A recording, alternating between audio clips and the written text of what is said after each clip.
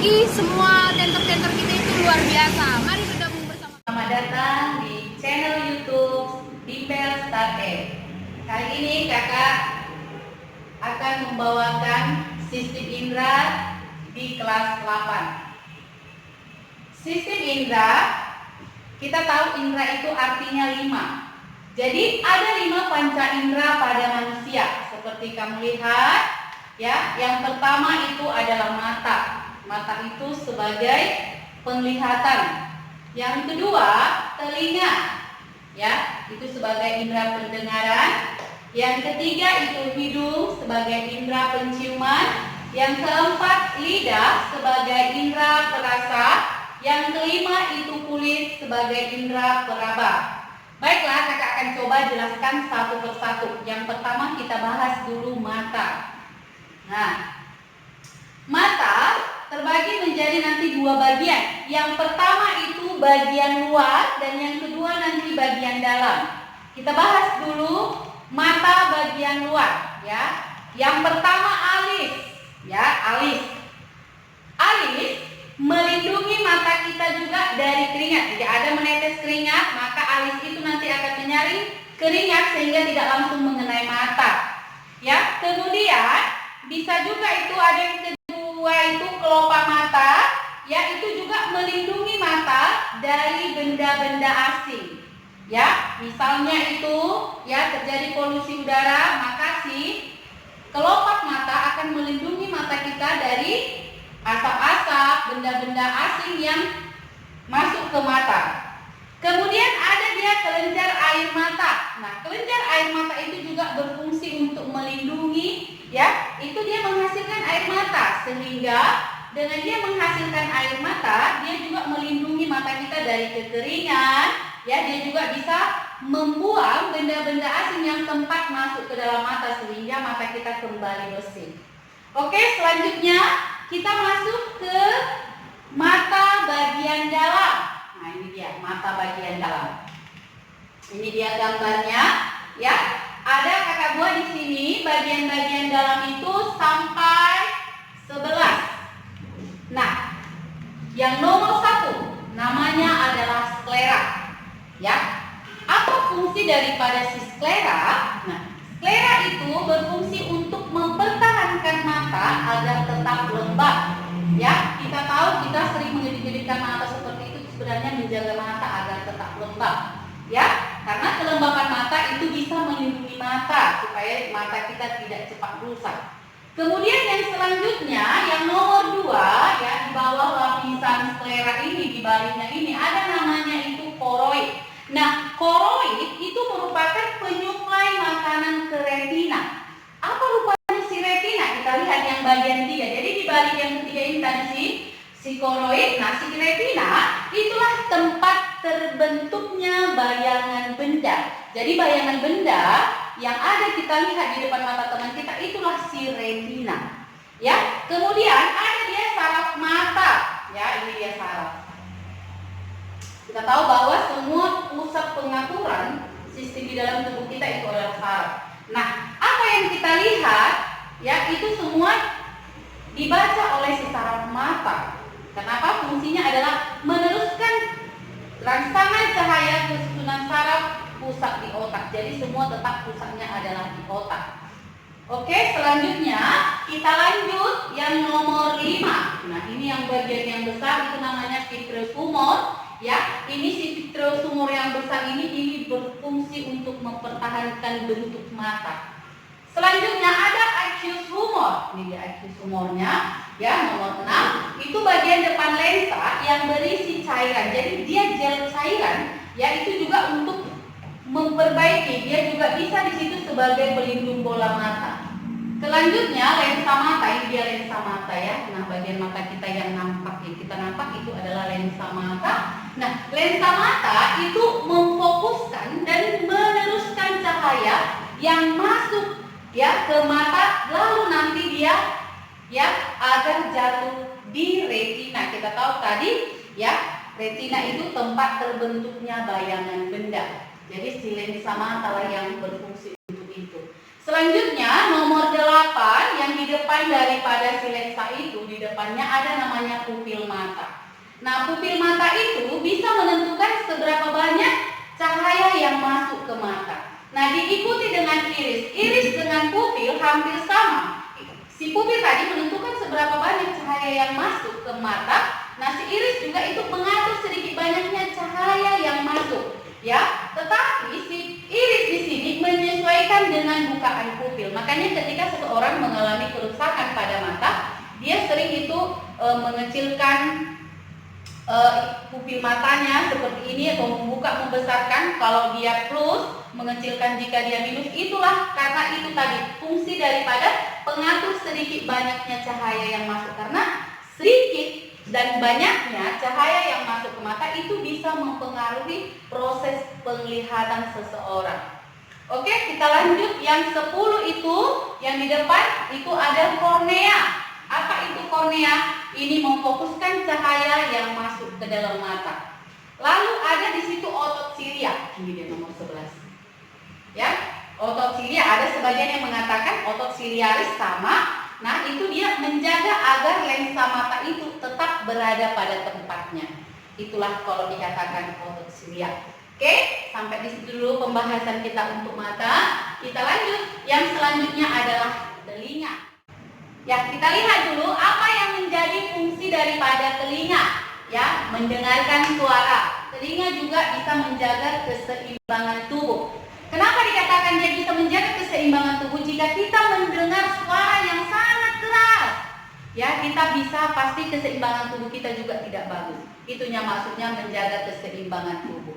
Nah, kita lihat dulu bagian-bagian telinga. Bagian-bagian telinga terdiri atas 3. Ada itu nanti telinga luar, telinga tengah, dan telinga dalam. Ya, pertama kita lihat dulu telinga luar. Telinga luar yang pertama itu terdiri dari daun telinga. Ya, daun telinga ini pun ada fungsinya, yaitu menangkap gelombang suara. Jadi gelombang suara itu ditangkap sehingga dia nanti lebih masuk ke dalam telinga. Itunya fungsinya. Kemudian selanjutnya setelah nanti dari daun telinga, kita selanjutnya masuk ke dalam lubang telinga. Nah, lubang telinga itu apa? Tadi setelah suara itu masuk dari daun telinga, lalu nanti akan masuk hingga sampai ke dalam lubang telinga. Lalu suara itu tadi masuk ke saluran telinga.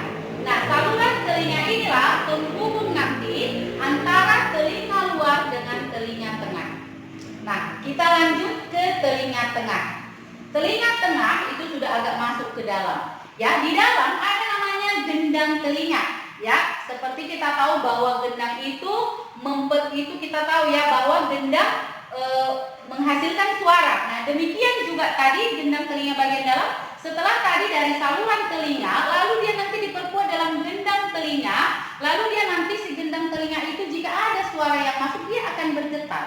Dia akan bergetar jika ada suara yang masuk ke gendang. Kita masuk yang kedua, namanya adalah saluran eustasius. Nah, saluran eustasius itu menghubungkan telinga dengan mulut. Ya, apa yang menjadi fungsi dari saluran eustasius? Itu mengatur keseimbangan tubuh. Selanjutnya, yang ketiga ada namanya tulang-tulang pendengaran atau ossikel. Ya, ossikel ada 3. Yang pertama namanya tulang martil, ya disebut juga malleus. Yang kedua tulang landasan disebut juga incus. Yang ketiga tulang sanggurdi disebut juga stapes. Oke, apa yang menjadi fungsi daripada ketiga tulang ini? Itu bisa dikatakan juga sebagai pengungkit. Selain pengungkit, dia juga penyampai getaran yang dihasilkan oleh gendang telinga, ya, ke telinga bagian dalam. Oke, nah sekarang kita masuk ke bagian C. Ya, bagian C itu adalah telinga dalam. Telinga dalam itu terdiri dari 4 bagian. Yang pertama dikatakan tingkap jorok, yang kedua tingkap bundar, yang ketiga saluran setengah lingkaran, dan yang keempat rumah siput atau disebut koklea. Nah, tingkap jorok, tingkap bundar, saluran setengah lingkaran itu dia berfungsi untuk mengubah impuls untuk diteruskan ke otak. Selanjutnya, apa yang menjadi fungsi daripada si koklea atau rumah siput? Ya, itu dia mengubah bunyi, ya, mengubah bunyi dari getaran mekanis menjadi sinyal nanti yang akan dikirimkan ke otak melalui saraf auditori. Jadi maksud saraf auditori di sini dia juga nanti akan mengaudit dulu mana-mana saja kira-kira yang bisa disampaikan ke otak untuk diberi efektor daripada otak atau tanggapan terhadap rangsangan. Nah, kita lihat dulu daun telinga. Nah, daun telinga tadi itu fungsinya menangkap getaran, menangkap suara. Ya, suara nanti akan dia kumpulkan, lalu kemudian dia teruskan ke lubang telinga. Lubang telinga tadi menangkap suara yang ditangkap oleh daun telinga, lalu dia nanti akan meneruskannya ke telinga bagian dalam. Nah, di telinga bagian dalam nanti ada di situ namanya gendang telinga.